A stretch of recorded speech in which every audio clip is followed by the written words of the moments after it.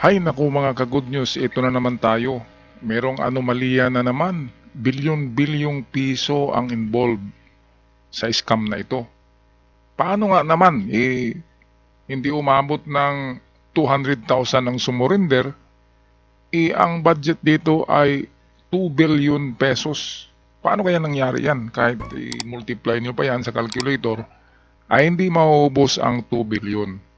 Kaya sabi ni Idol Rapi Tulfo ay napakalaking korupsyon. Kaya pinatawag dito si Undersecretary Galvez ng Department of National Defense kung paano nangyari na maubos ang 2 billion pesos para sa mga sumusurinder na MILF combatants.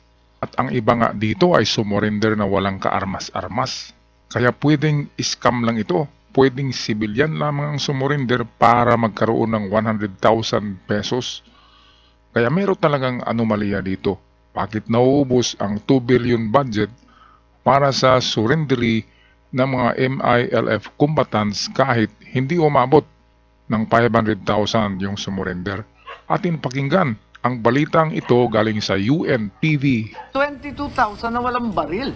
Dapat hindi natin tinatanggap pag walang dalang baril, di ba? Kasi hindi naman makatotohanan na lumalaban siya na walang dalang bakal. Ayan. Sa pagdinig ng Senate Committee on National Defense and Security, Peace, Unification and Reconciliation, pinuna ng ilang senador ang delay sa decommissioning process o pag-aalis ng armas sa mga combatant ng Moro Islamic Liberation Front o MILF na bahagi ng kanilang pagbabalik loob sa buhay sibilyan at sa komunidad. Giit ni Senator Amy Marcos, nasa 40,000 rebelde ang target ma-decommission, pero matapos ng ilang taon, nasa 26,000 pa lamang ang sumasa ilalim sa proseso. Paliwanag ni Presidential Peace Advisor Secretary Carlito Galvez Jr., sinimulan nila ang decommissioning noong 2019, ngunit naantala ito dahil sa COVID-19 pandemic. Nangako itong tatapusin ang proseso bago ang unang eleksyon ng Bangsamoro Autonomous Region and Muslim Mindanao o BARM sa susunod na taon. Ayan, meron pa palang 26,000 ang sumurrender eh. Akala ko 100,000 na. Nasaan na ngayon yung 2 billion pesos budget para diyan? Kaya nga ay nagagalit dito si Idol Senator Tulfo kasi meron ngang anomalya. Nasaan na ang 2 billion pesos? 26,000 pa pala yung sumurrender nagmula pa noong 2018, noong pandemic. Kaya, hay nako, yung 2 billion na yan ay kung i-convert natin yan sa gold bars, napakaraming gold bars na yan. Sayang, kaya pala nauubos talaga ang pera ng Pilipinas. Kasi tulad ng ganyan, ilang bilyon lang naman ang budget dyan, tapos gawing bilyon. Minumultiply times 4, times 5. Imbis na nasa 100 million lang, gawing 2 billion. Ay nako, patuloy natin dito, nagkasagutan tong si ex-General Galvez tsaka si Tulfo. Hindi rin kasi natatakot itong si Tulfo kahit mga generals ay tinitira niya talaga kung sa tingin niya ay merong anomalya. Atin pakinggan muli si Galvez na nagsalita dito. We expect that the fourth phase to be carried out this year and completed within 2025. Ngunit na-question din ng mga senador kung bakit malaki ang agwat ng bilang ng mga nag-surrender na MILF combatants at ng mga isinukong armas. Mula sa 26,000 na decommissioned MILF combatants, mahigit 4,000 lamang ang isinukong mga armas. Grabe no, na discrepancy. 26,000, dapat 26,000 din yung armas na isurrender kahit jungle bulo na lang iwala. Tapos 4,000 lang na armas kontra 26,000 ka tao na MILF.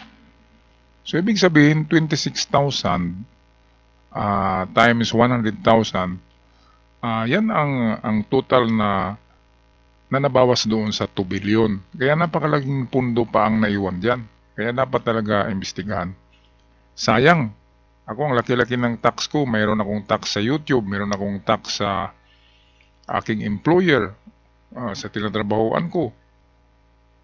Taon-taon, meron siguro akong mga nasa 100,000 na tax sa trabaho ko, kaya napakasayang ng pera natin. Mga ka-good news kung ganito talaga ang lahat ng ahensya ng gobyerno na bilyon-bilyon ang hinihingi sa pundo ng pamahalaan para sa kanilang proyekto na katulad nito, ay nako, talagang tataas ng tataas ang ating utang. Noon sa kapanahon ni Marcos, 20 billion pesos lang ang utang natin, pero galit na ang mga Cory supporters, ang mga anti-Marcos, galit na kasi kurap daw, kurap. Ang liit-liit lang ng utang na yan. Ngayon ay trillion pesos na ang utang natin. Ibig sabihin, walang ginagawa ang mga, sabi ni Digong, walang ginagawa ang mga nakaraang presidente, kundi utang ng utang, gagawa ng project para mayroong komisyon, ganyan. Kaya nangyari, lublob na tayo ngayon sa utang. At ang mabuti nga, mayroon pa tayong gold reserve. At ang naglagay niyan sa bangko, sa World Bank na gold reserve ay si ousted President FM na yun ang sinasabi na diktador, pero yun pala ay at least merong na-contribute sa atin sa World Bank na reserve gold ngayon. Pambayad kung hindi tayo makakabayad sa ating mga pagkakautang. Okay, patuloy tayo kung anong tingnan natin dito yung eksena. Nagkasagutan sina Tulfo at Galvez. Tingin ng mga senador, dapat may isurrender na baril ang mga combatant bago tuluyang tanggapin at bigyan ng ayuda. Pero sabi ni Secretary Galvez, wala ito sa peace agreement at dumadaan din sa independent decommissioning body ang mga sumusukong rebelde. Ay nako, hindi pwede yung walang armas. Kasi kapag combatant ka, meron ka talagang daladalang armas. Alangan naman na tirador lang yung dala mo at pamalo ni Barok. Meron ka talagang AK-47 yan, pinakamaliit na yan. Pinakamahinang armas na yan ng MILF, ang mga AK-47. Ultimo civilian nga lang dyan sa sa Cotabato merong mga AK-47. Lalo na kapag combatants. Kaya yan, karamihan sa sumurrender dyan ay ordinaryong tao at hindi combatants dahil walang dalang armas. Ibig sabihin, nag-i-scam lang. Nai-scam ang gobyerno dyan. At ngayon ay pwedeng mag-planting dyan ang mga namamahala sa kanyang programa. Pwede silang magdala ng kanilang mga tauhan at ililista at sasabihin na ito ay MILF para bigyan ng 100,000. And then, ang 100,000, hati-hatiin yan. Di ba parang nanalo ka na rin yan ng luto? Sa 100,000, ang laki-laking pera niyan. Tapos ganyan-ganyan lang, bigay ng bigay lang. Ay, nako. Kung nandoon ako sa Cotabato, sasali ako dyan. Lilinya ako dyan, ako'y maglinya. Kahit magdamag, lilinya ako. At magdala ako ng baril para sabihin, imailip ako. Okay, so ganyan. Ganyan talaga yan. Ganyan talaga sa Pilipinas, only in the Philippines. Ayon naman sa member ng MILF panel, sa ilalim anya ng kasunduan, ang mga armas lang na pagmamayari ng MILF ang kailangang isurrender at ilan sa mga ginagamit ng mga combatant, personal na armas o di naman kaya ipinahiram ng mga sympathizer. It is not really 1:1. Many of the weapons that the combatants used are not the organization's property. Ay, mali na explanation yan. Kahit sandata mo dahil ikaw ay rebelde or MILF, surrender mo yan. Kasi yan ang binibili ng gobyerno para pagdating ng panahon, wala kayong huhukain na armas kasi ibinabaon yan Binabaon yan. Binabalot yan ng plastic, ng rubber, ng interior ng sasakyan para hindi kalawangin. Binababad sa oil at grasa. Ganyan. Kaya kung susurinder, dapat ilagay yan sa peace agreement na isang tao, isang baril. Meron ngang combatant na merong pistol, merong bazooka, merong grenade launcher, merong machine gun, merong AK-47. Isang baril nga lang hiningi, hindi pa may palabas. Kaya maling-mali ang paggagawa ng proseso na ito. And therefore, there is another program to ensure that these privately owned weapons can also be submitted or given to the Yan. authorities. Yan ang tama. Kahit private arms mo yan dahil ikaw ay rebelde or imailip, isurrender mo yan para sa peace program ng gobyerno para mawala ng insurrectos sa Pilipinas. Kung ibabaon mo lang yan, and then bigyan ka ng freedom, hukayin mo rin yan. Pwede kang mang-hold up anytime. Kaya nga, binibigyan ng 100,000 kasi isurrender mo yung armas mo kapalit ng inyong kalayaan. Okay, so ito si Idol Rafi. Hinala ni Senator Rafi Tulfo baka pinagkakakitaan umano ang pagbibigay ng 100,000 pesos na cash assistance sa kada combatant. Sigurado. Bagay na mariing pinabulaanan ni Secretary Galvez. I could say that, proudly say that there is no corruption in this decommissioning. We are just following the agreement. Sir,